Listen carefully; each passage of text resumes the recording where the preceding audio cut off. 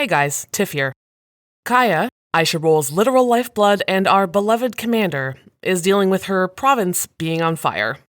Yay, wildfires. Please enjoy these reruns until we can resume our regularly scheduled programming. Correctly with the correct amount.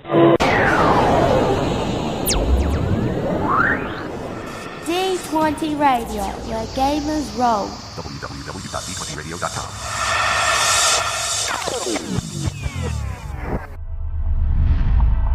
A podcast by the Intergalactic Improv Initiative. Ride of the Valkyrie, Minisode 2, The Eternal Sunshine of the Enkindled Mind, featuring the voices of Hans Cummings and creator Kaya Renwick. There is a thin semantic line separating weird and beautiful, and that line is covered in Hanar. I should roll. 17th Tide of Strong Storms, Year of the Enkindlers 51,418. June 24th, 2182, Terran Universal Coordinated Calendar. Kajay, Kanala System, Olin Protectorate. The Encompassing, Temperate Depths of Dim Illumination, Sunward Current. Righteous Enclave among Coral Gardens. We join Zynamondan on Kajay, and they are in classes at the Righteous Enclave among Coral Gardens, which is a very prestigious seminary. It's a beautiful, beautiful campus, set, as the name would suggest, in a large coral reef in the northern hemisphere of Kajay. It has been meticulously maintained and conserved over the millennia as a divine gift. It does not allow any non-Hanar adherents. Its dogma is extremely strict. They have Enkindler artifacts in their archives, and only the most senior students can interact with them. It's a strongly evangelical seminary, but it is also very strict about who is allowed to do the proselytizing. Only the most senior students may do so. They look down upon those Enkindler colleges that send out missionaries across the galaxy. They find that irresponsible. The Enkindlers blessed only these ones with direct enlightenment. It is these ones' sacred duty to safeguard and maintain the integrity of the Enkindler's word. And to finally highlight just how strict these folks are, they have a quote-unquote dress code. Now, how does a dress code work for Hanar? Well, students are only allowed to use certain subsets of the light spectrum to communicate with their teachers. This is considered extra respectful. Probably once upon a time, these were considered to be like the Protheans' favorite colors. Right. Or something of that sort. So, being as this is an extremely strict and arguably repressed college campus, naturally, this campus has an absolutely bumpin' student life. Because as soon as you start repressing people's sense of self, that means that there are no inhibitions in other areas. Now, what would Zin's favorite class be? If we're thinking, this is somewhere, in his, I think you said 10 years, so in their, 8th to 9th year or something like that. What's their favorite class? I am going to say comparative galactic religion is his current favorite because it gives him authorized access to other cultures. Love that. Yeah, comparative galactic religion. It is a sparsely attended class, I would say. The teacher of comparative galactic religion is Kisei Vasta, who is one of the few Hanar who allow students to use the short form of their face name, Kisei. They are known as a challenging teacher. They frequently challenge the students in their class about stereotypes about other species, and they take their topic quite seriously. This would essentially be a graduate level course. This is not an introduction to comparative galactic religion.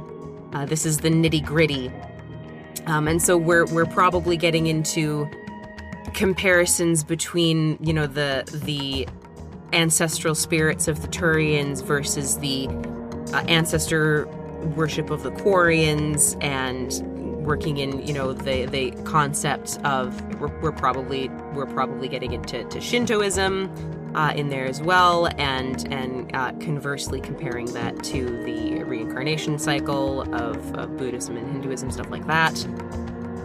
Why does Zin like comparative galactic religion? Is it just because it's thumbing their blob ridges at their parents, or is it what drew them to the class, and why have they taken probably several successive classes in it over the years?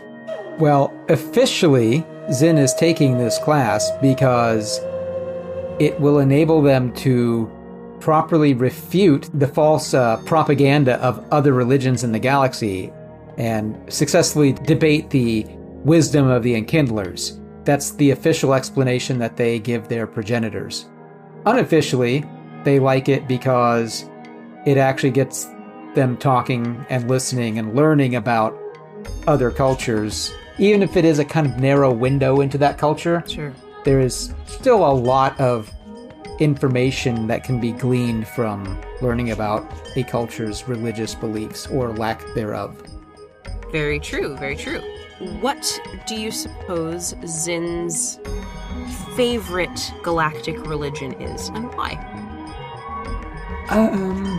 Zin finds any polytheistic faiths to be very interesting.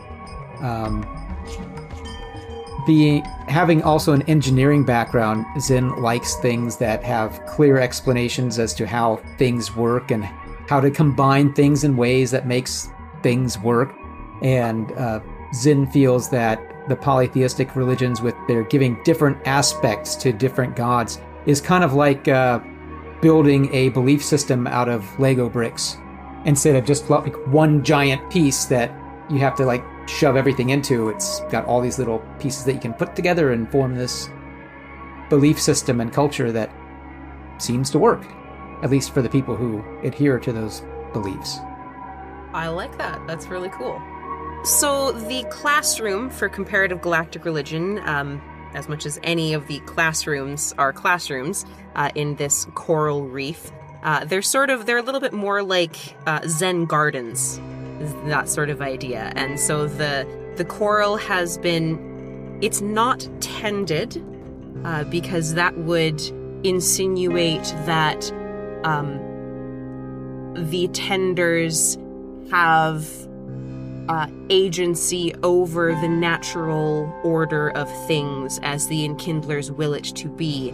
And so while the students and staff of the seminary do care for and conserve the coral gardens, they don't at all try to... There's no coral topiary going on here.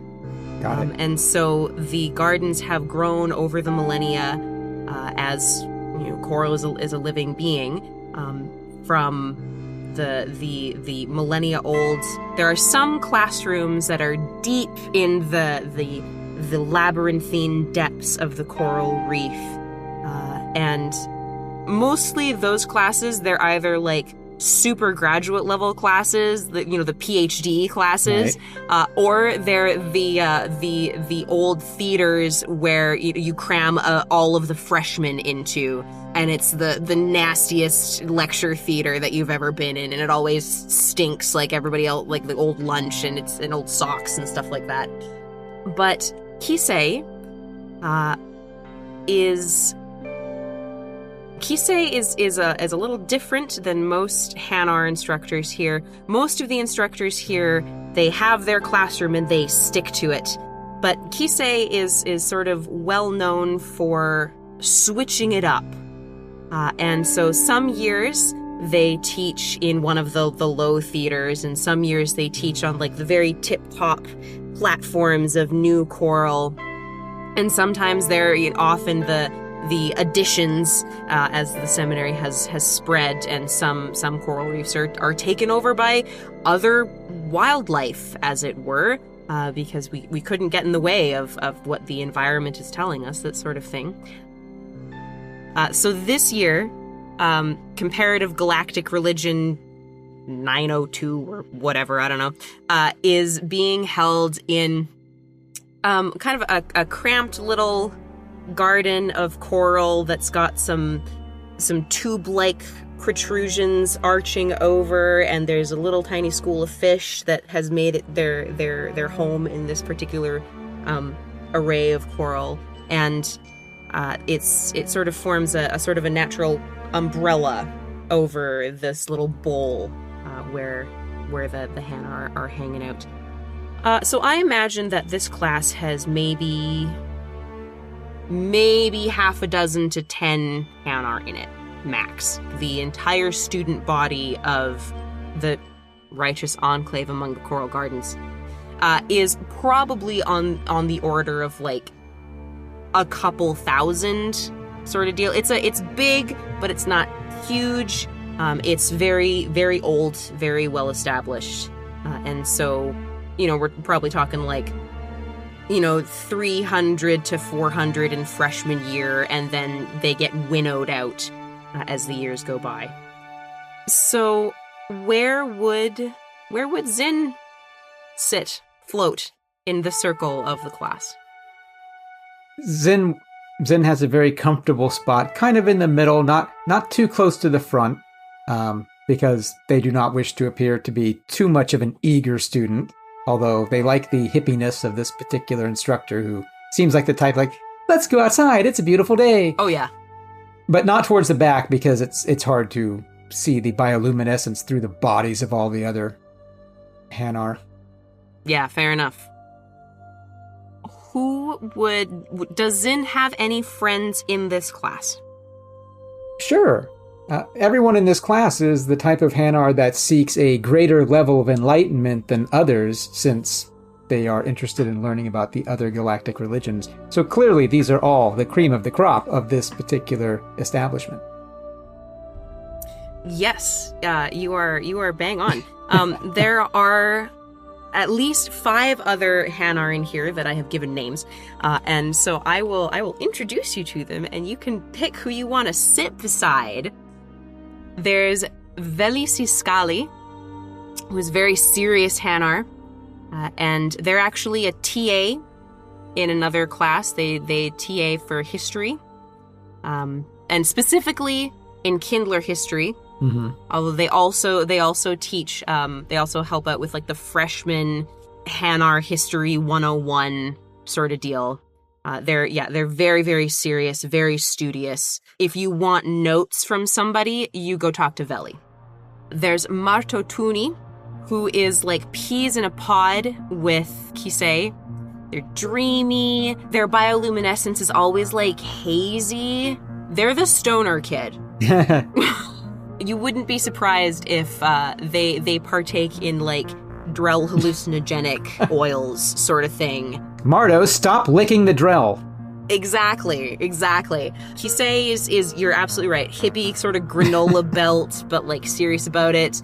Marto is just a little kooky, but has this knack for well, they're particularly good with languages. They're very good at understanding other species' languages and translating the particulars into Hanar bioluminescence.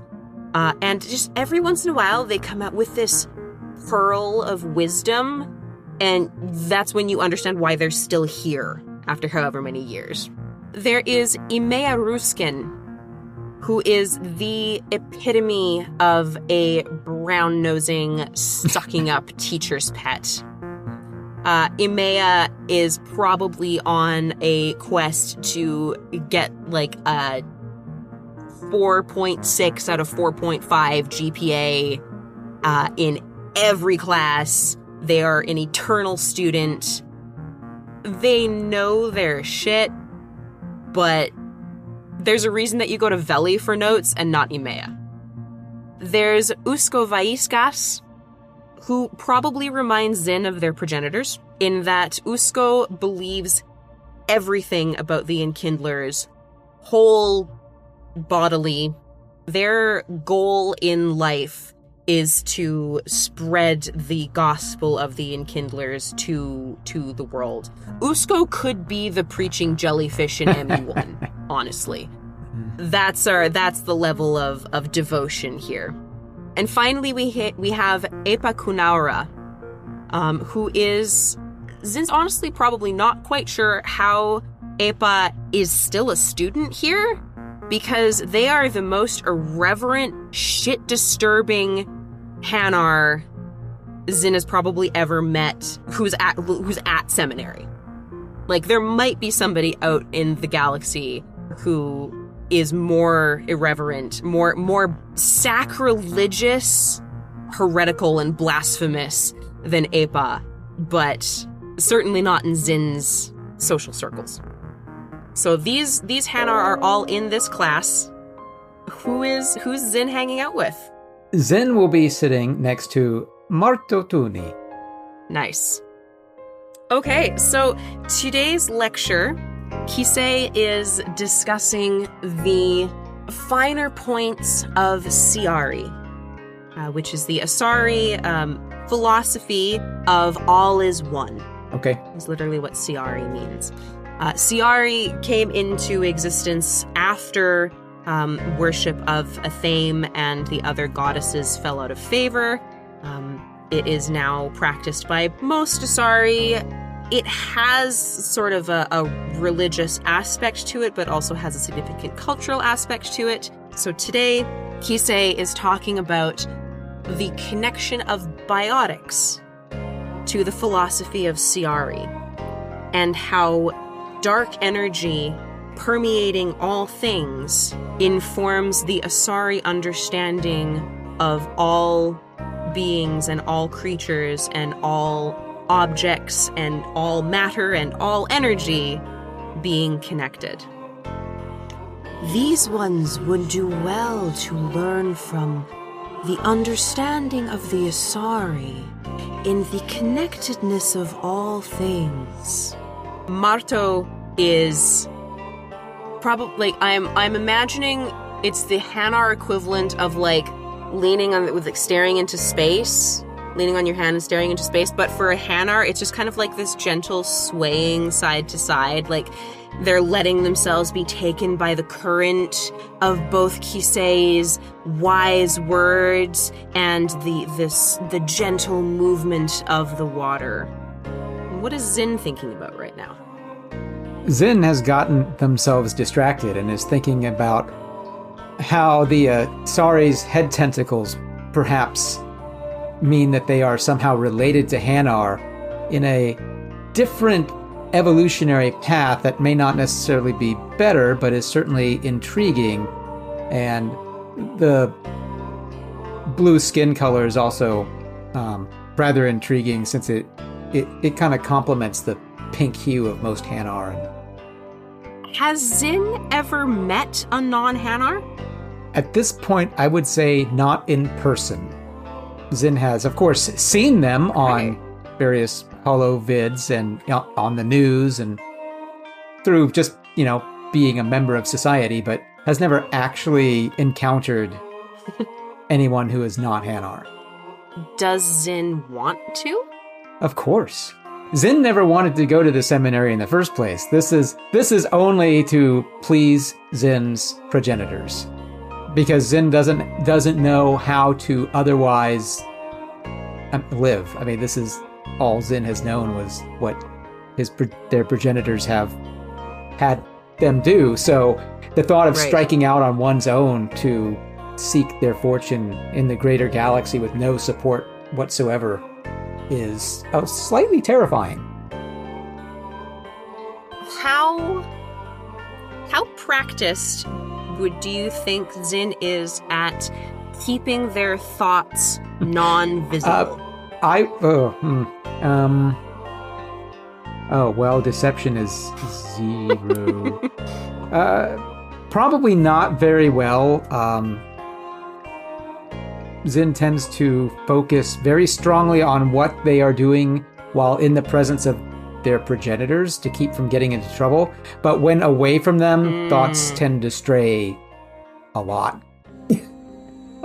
Sure. Okay, then I'm gonna do a quick little roll for Kisei here and see how much attention Kisei is paying. Not really. Kisei is thoroughly interested in their expounding upon Ciari, and does not notice Zin's flashes of color. However, Marto nudges you with a tentacle. Do you pay attention or do you ignore them? Oh, I will respond like, ooh. What do you desire of this one? So I'm imagining that you're doing like this little the subtle flashing of communication. Yeah. Hanar whispering. It's the dimmer switch, right? Marto has turned slightly to you, flashes back. This one got a new comic in yesterday. Would that one be interested? This one would most certainly be interested. It has Asari in it.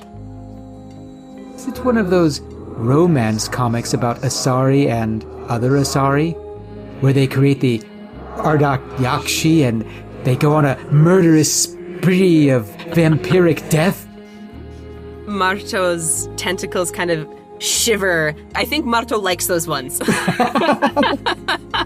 But they say, no, that one comes in next week. Ah. But this one believes that one will enjoy this serial greatly. It is new. It is by a Hanar. Fascinating. And that's exciting because that's pretty rare.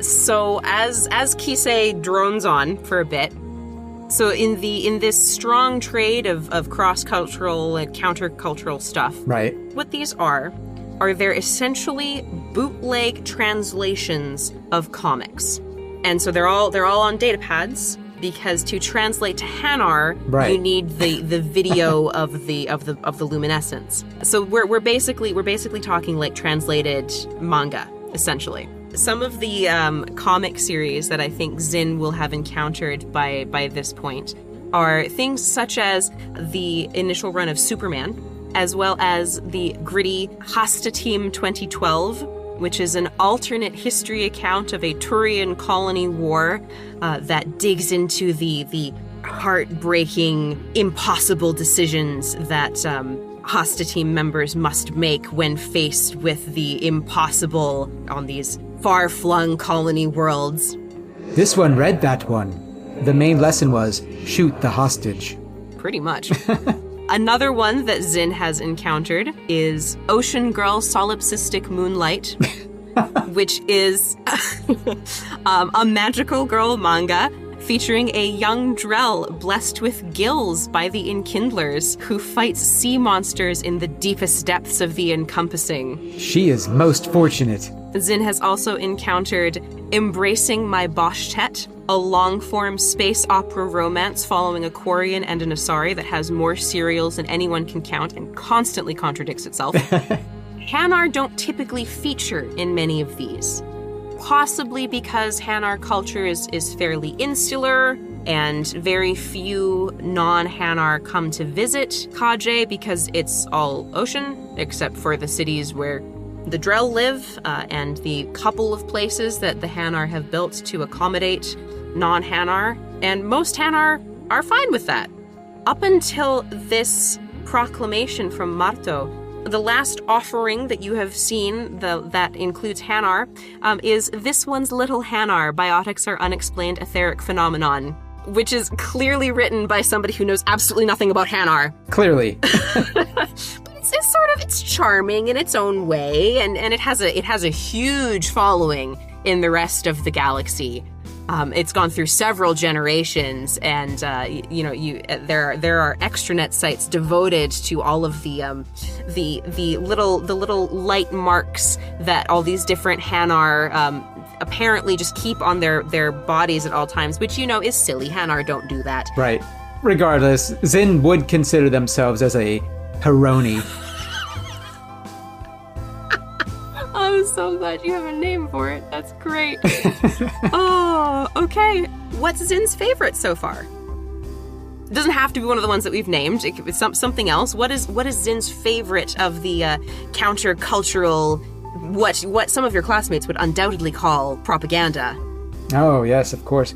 There was one called it was a bootleg ancient Earth comic about these giant alien robots that came to Earth, and there were two factions that fought.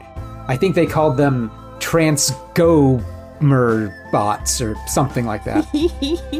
Yes, that was it. Transgomer bots. Oh my God, that's beautiful. Reminds me of the Geth, but friendlier and less mysterious. Yes. As Zin is reminiscing about all of this wonderful literature that they have read over the years, Kisei finishes the class. Presumably there was homework. You'll ask Veli later. It's fine. You've been here long enough. You can do this shit in your sleep. As everyone's sort of floating away, Marto motions for you to come with them. I will follow Marto. Marto leads you down into the catacombs, as it were, of the coral reef, and you guys find your secret little place. Which is essentially, it's the comics club. Right. Where the handful of Hanar that are into this particular aspect of non-approved student life gather. Like the AV room where all the nerds go. Exactly. You swoop in, and Marto reaches with a tentacle behind an outcropping of coral and rummages around and comes out with a data pad, which they then hand to you. As you take it, the screen lights up, and there is a Hanar on the cover, but it's holding guns in its tentacles. In two tentacles, it has guns. In two other tentacles, it is holding an Asari that is swooning and fawning over the Hanar. There are explosions in the background, some sort of refinery or something, who knows what. But there are huge explosions in the background, and the Hanar is not looking at them. In the shimmering luminescence of the explosion is an obviously native bioluminescent text, quote-unquote text, that reads, "Element Zero remains viable beyond all sapience lifespans and may therefore functionally be termed eternal. In smaller type, in the alphabet that was gifted to the Hanar by the Enkindlers to record their supplications in the manner desired by the Enkindlers, otherwise known as the Hanar alphabet, it says Blasto number 1. Marto, this one must admit, this cover art is one of the greatest things this one has ever seen. This one agrees.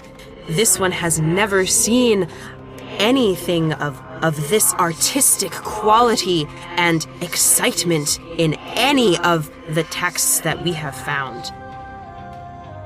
Does this Blasto use miniature Mass Effect fields to lift those very heavy handguns? Yes. Blasto can even use biotics like an Asari. I must read this. This one must... this one has forgotten how to speak properly. This one must read this immediately. Pardon this one for using forbidden language and familiar terms.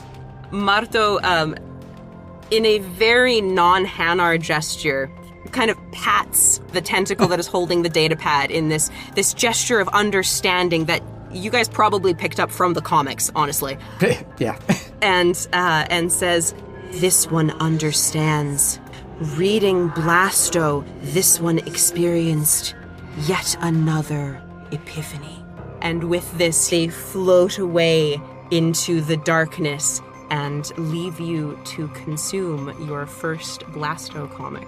This one's jelly is a quiver with excitement.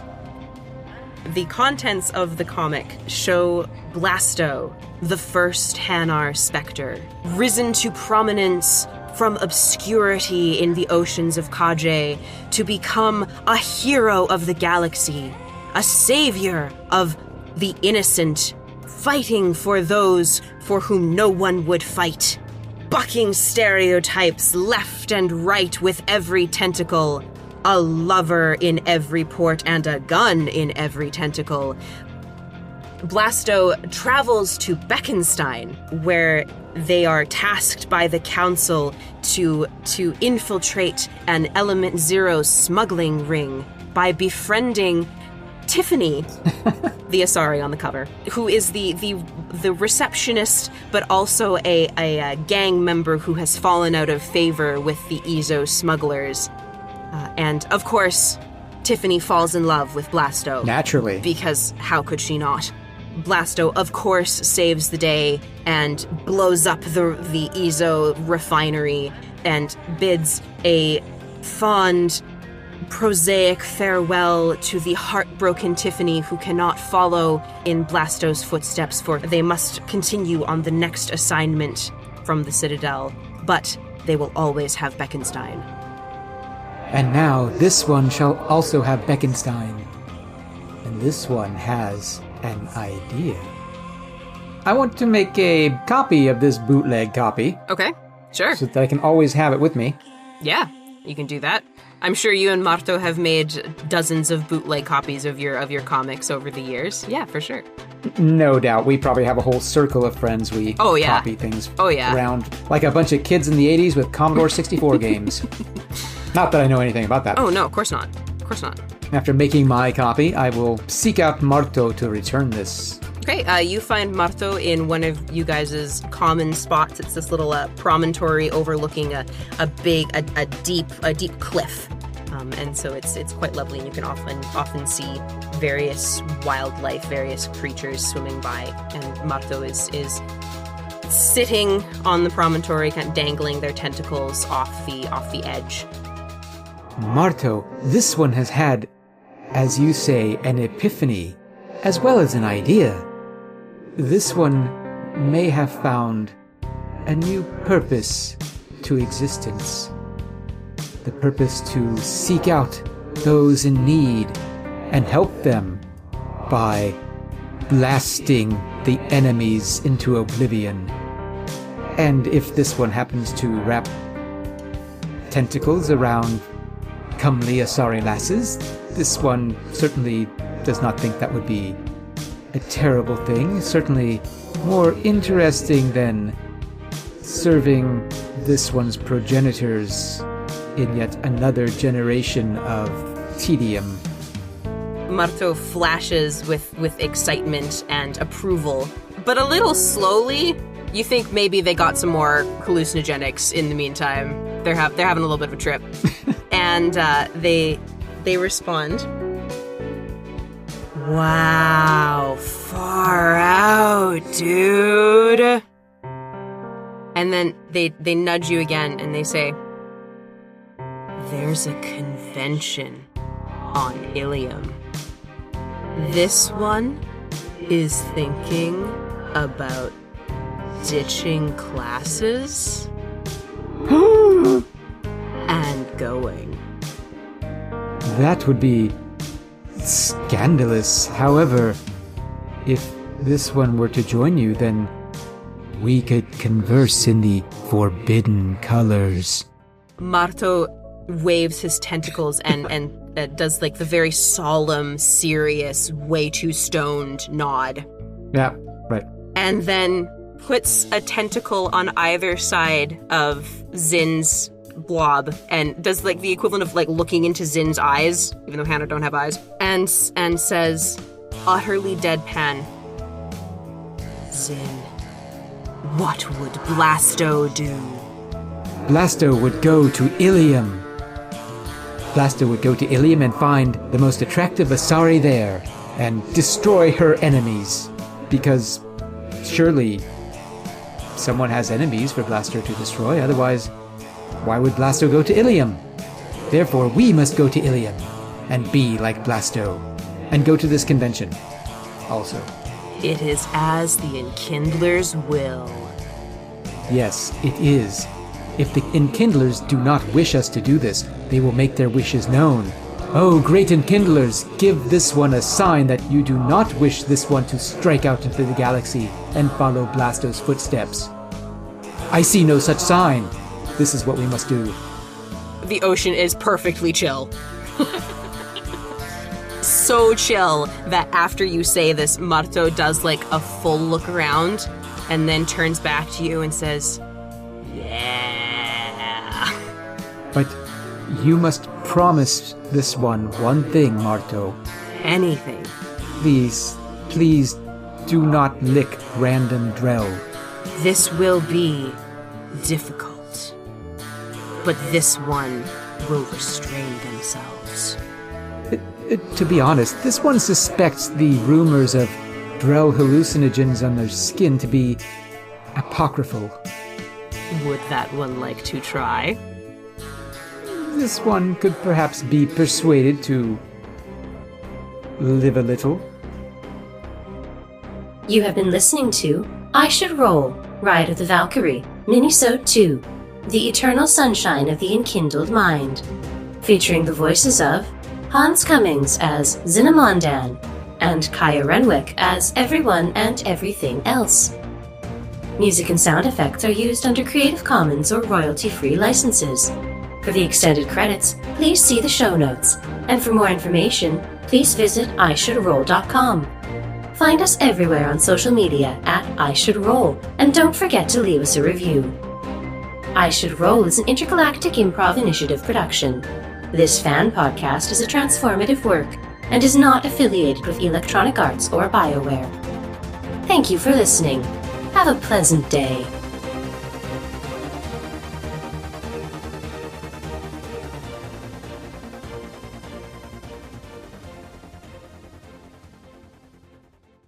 This is Zynamondan.